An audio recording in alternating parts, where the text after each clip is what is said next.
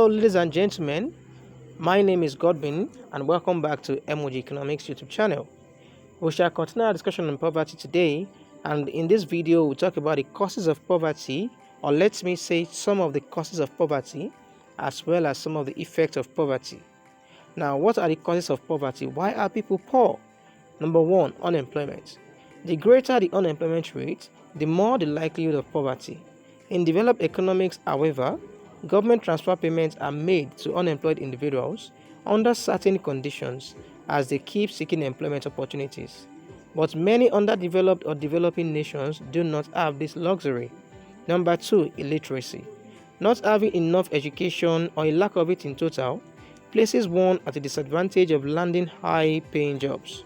Some unnecessarily argue that there are wealthy people who lacked education.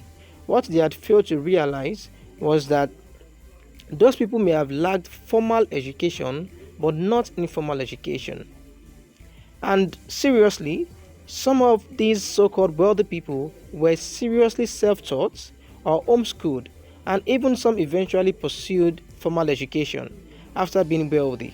This is because there is a type of wealth that cannot be handled with illiteracy, ignorance, or poor education. You just need to get a formal education. Number three, failing health.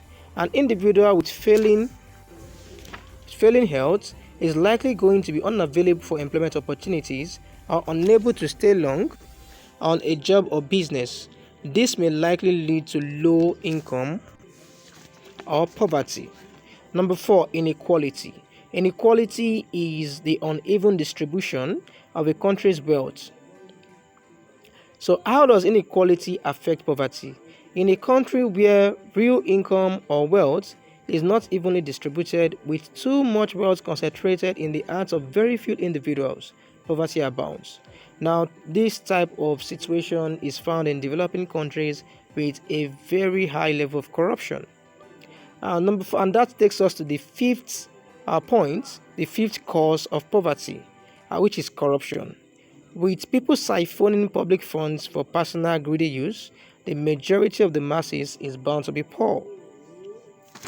Now we are done with some of the factors that may cause poverty. So now, what are the effects of poverty? Number one, economic burden on the government and the employed people in form of higher government expenditure on unemployment benefits and higher tax rates from those that are employed. Obviously, by now it is clear, or it should have been realized, that government doesn't necessarily have money. Government finances its expenditures through tax revenues and borrowing. So who eventually bears the burden? It's the employed, those that are employed in form of higher tax rates. So that is one of the effects of poverty. Number two, higher dependency ratio on the working class, obviously. Okay, so in a family where there are just two people working and there are like three other dependents, it is very likely that that family will remain poor, except if the income being generated by the two people in the family are very, very high, and the expenditure from the family are not as high as the income generated. Number three, strain on economic development, as resources also have been utilized in creating social amenities, in making infrastructures available, in creating enabling business environments, and so on, are spent on unemployment benefits. Number four, crime. An increase in crime rates actually. A poor person is likely to commit crime to survive.